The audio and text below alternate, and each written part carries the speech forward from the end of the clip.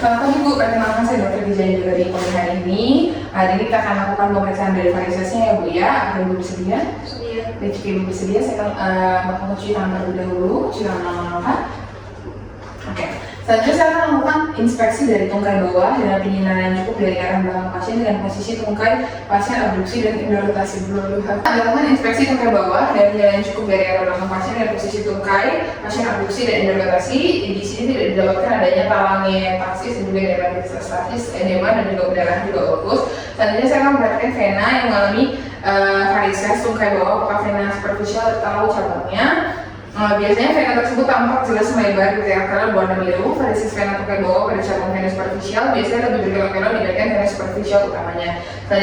Selanjutnya saya akan mengpalpasi daerah yang berkelok dan lalu menilai ketegangan varises tungkai bawah dan besarnya pelebaran vena. Bisa juga pulsasi pada vena dan arteri apakah ada kelainan. Di sini tidak didapatkan. Selanjutnya untuk perkusi dilakukan pada vena-vena yang melebar, bisa dilakukan di bagian vena dental, lalu diraba vena di bagian proksimal apakah raba aliran atau gelombang. Selanjutnya saya akan melakukan di kaki satunya. Baik, aman ya Bu ya. Selanjutnya kita akan melakukan pemeriksaan tes Trendelenburg. Ibu bisa dalam posisi berbaring.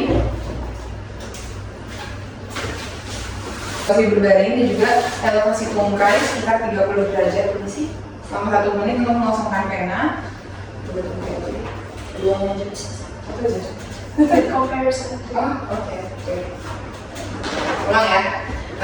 Selanjutnya saya akan melakukan tes Trendelenburg, di mana saya akan meminta pasien berbaring dan juga elevasi tungkai kurang lebih 30 derajat.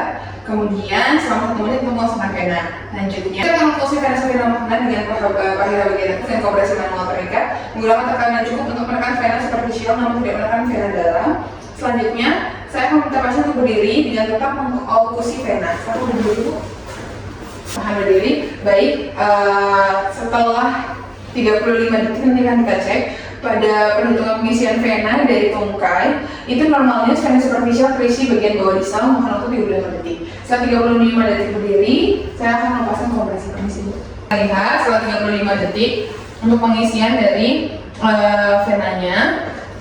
Kemudian normalnya itu perluasan demikian tidak meningkatkan kecepatan pengisian vena. Kemudian pemeriksaan juga dilakukan di bagian dari sapinya juga. Untuk jika ada oklusi vena tes negatif, bila vena terisi 30 sampai 35 detik. Positif kalau misalnya kurang dari 30 detik, dan juga adanya inkompetensi valvular di bawah level oklusi. Selanjutnya, tanpa oklusi vena, tes negatif bisa bila pelepasan turniket tidak meningkatkan kecepatan pengisian vena. Positif bila terjadi peningkatan pengisian vena ketika turniket dilepas dan menunjukkan adanya inkompetensi valvular pada vena. Di sini tidak terdapat ya Bu ya, jadi semuanya masih dalam arah vena normal. Selanjutnya kita akan melakukan manuver Perthes, di mana pasien dalam posisi berdiri beberapa saat lalu dipasang ikatan elastik di bawah lutut untuk membendung vena superficial. Kemudian pasien melakukan gerakan berjingkat sebanyak 30 kali agar otot besi berkontraksi sehingga darah dipompa dari sinusoid vena otot dan vena sekitarnya, juga di bagian kontralateral. Ini sih ya Bu. Saya pasang terlebih dahulu Ibu ya. Ini berjingkat 10 kali Bu. 1, 2, 3, 4, 5, 6, 7, 8, 9, 10. Baik Ibu, jika sudah dilakukan,